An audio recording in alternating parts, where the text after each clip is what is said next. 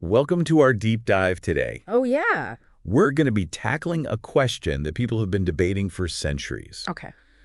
Can we have both equality AD freedom? We're going to be exploring this Okay. using a discussion from the 1980s. Right. Featuring the influential economist Milton Friedman. Okay. And a panel of other experts. Interesting. Now, you might be thinking, 1980s? Yeah. What's that got to do with me today? Yeah, exactly.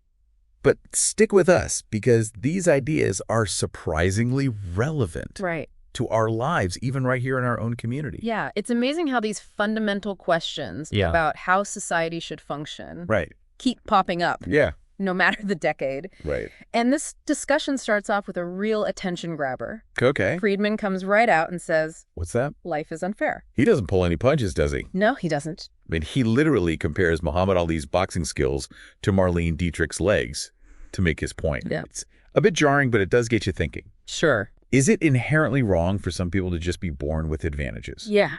Whether it's talent, wealth, or just dumb luck? That provocative statement leads into a crucial distinction Okay. that Friedman makes. Okay. Equality of opportunity versus equality of outcome. Right. It's not about everyone ending up with the exact same amount of wealth or success, Okay. but rather about ensuring everyone has a fair shot at pursuing their goals. I see. Friedman argues that a free market, while allowing for unequal outcomes, actually creates more opportunities for everyone to improve their lives over time. So it's like saying, instead of trying to divide a pie into perfectly equal slices, we should focus on baking a bigger pie. Right. So everyone potentially gets a bigger piece. Exactly. Even if the slices aren't exactly the same. That's a great analogy. Thanks. Friedman believed that the free market, while not perfect, creates a rising tide that lifts all boats. Right. He argued that government intervention,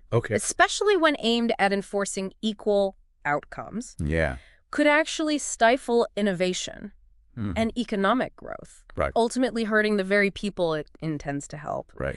He was very much a proponent of individual initiative and minimizing government involvement in the economy. But wasn't he challenged on that point by others on the panel? Yes, he was. Like, didn't Francis Fox Piven argue that governments are always shaping economic systems? That's right. Whether they're actively promoting equality?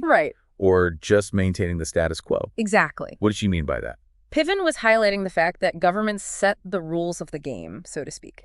They decide things like tax policies, regulations, and social safety nets, all of which have a huge impact on how wealth is distributed and who benefits. She was pushing back against the idea that a truly free market could even exist, arguing that government involvement is inevitable. I see.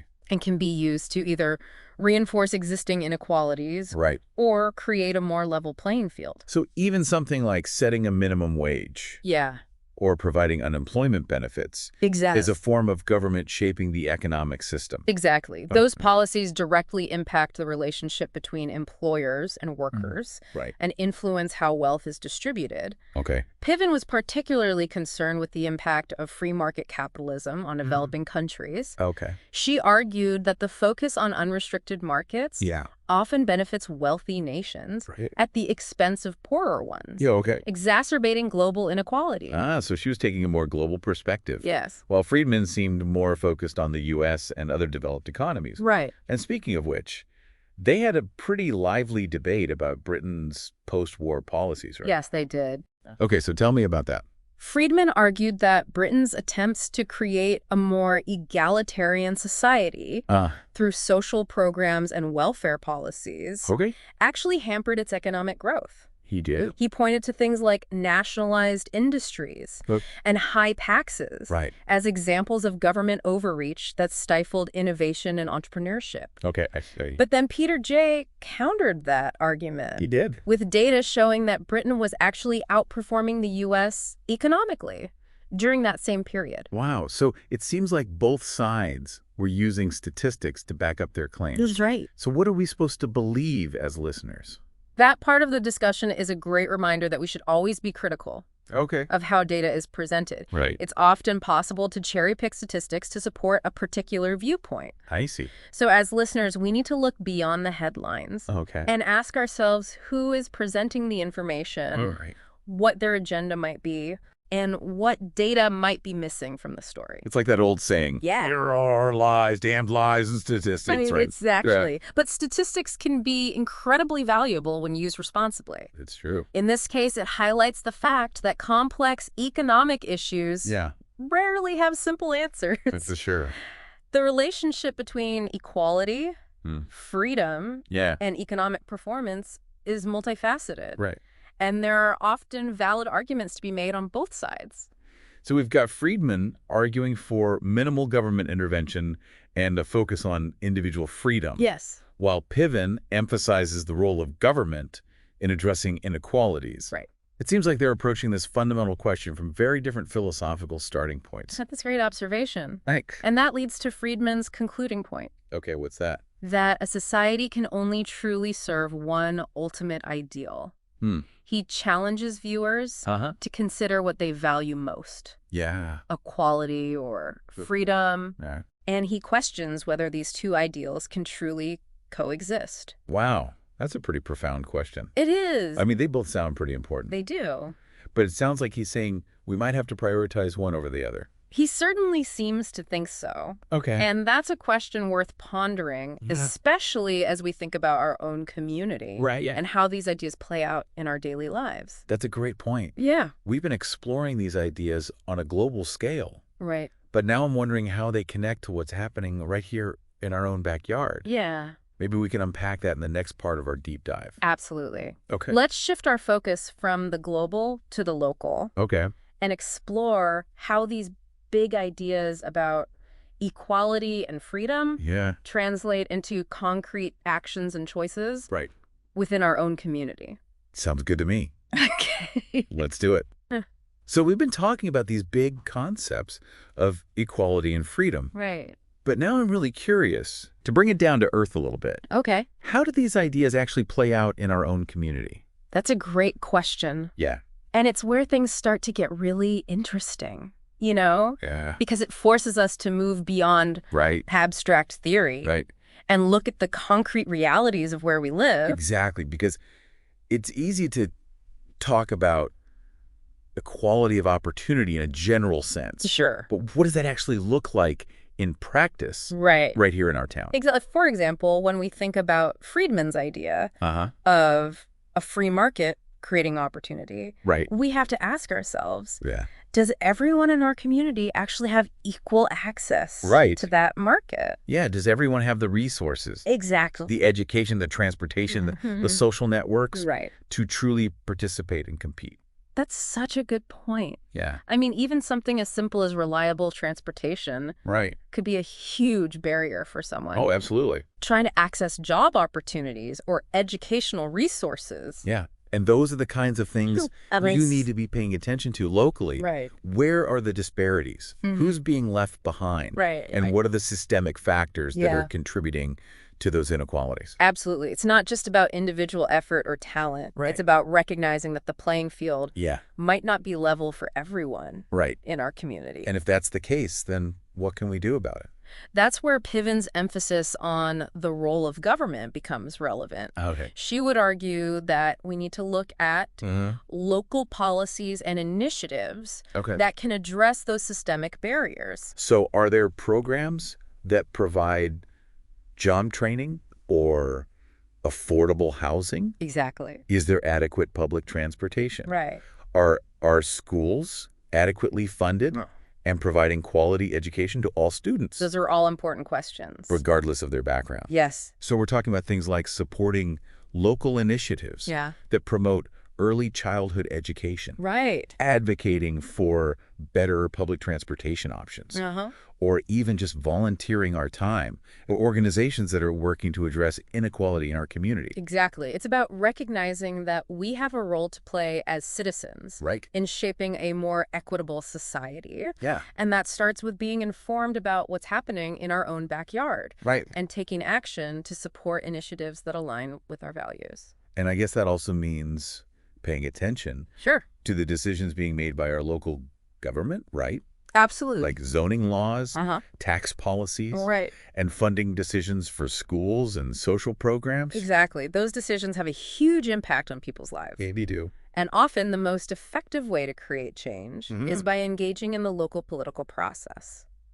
So that could mean attending city council meetings, contacting our elected officials, or even running for office ourselves. Exactly. So it sounds like we need to be both thinkers and doers. I love that. Yeah. Thinkers and doers. Yeah. That's a perfect way to sum it up. Yeah. And remember, we don't have to have all the answers. Right. Or tackle everything at once. Right. Even small actions can make a difference. Yeah. Especially when we join forces with others who share our values. I like that. Yeah. Starting small, building momentum, and working together to create positive change. Exactly. Yeah. It feels much less daunting that way.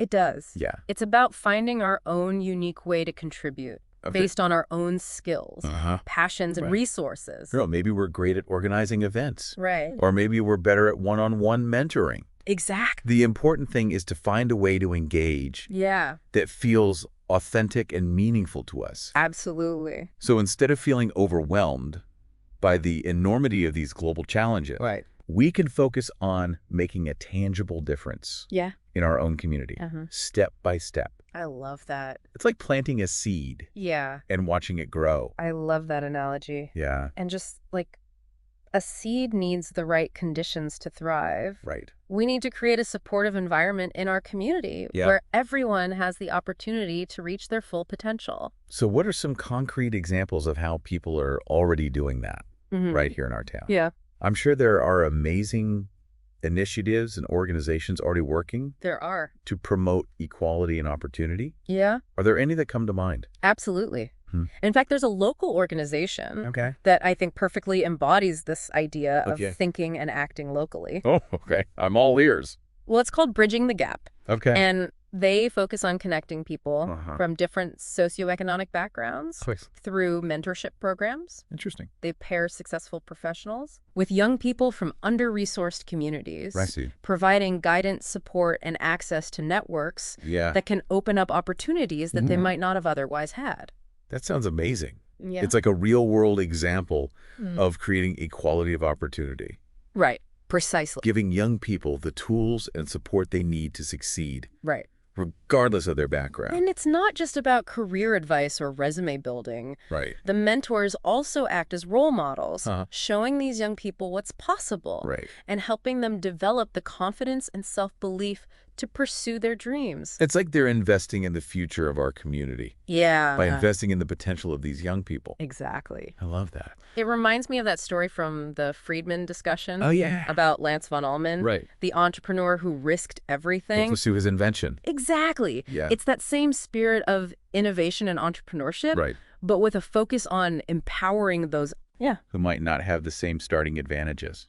So how can our listeners get involved with Bridging the Gap? Well, they're always looking for volunteer mentors, of course. Yeah. But even if you don't have the time for that, there are other ways to support their work. Okay, like what? Well, they rely on donations to fund their programs. Okay. And they often host community events and workshops that are open to the public. I'm guessing they have a website or social media presence where people can learn more. Definitely. Okay. You can find them online at bridgingthegap.org. Okay, great. And I encourage everyone listening to check them out. Yeah. Even if it's just to learn more about the amazing work they're doing. Right. It's a great example of how we can put these big ideas about equality and freedom into action right here in our own community. That's a perfect note to end on. It is. So as we wrap up our deep dive today, I want to leave you with a challenge. Take some time this week to explore what's happening in your own community. Right. Find an organization or initiative that resonates with you. Yeah. And find a way to get involved, even if it's just a small step. Because as we've learned today, even small acts of engagement can have a ripple effect. They can. Creating a more just and equitable society for all. Absolutely. Thanks for joining us on this deep dive. You're welcome. And remember, the power to make a difference starts right here, right now. Right. With each and every one of us.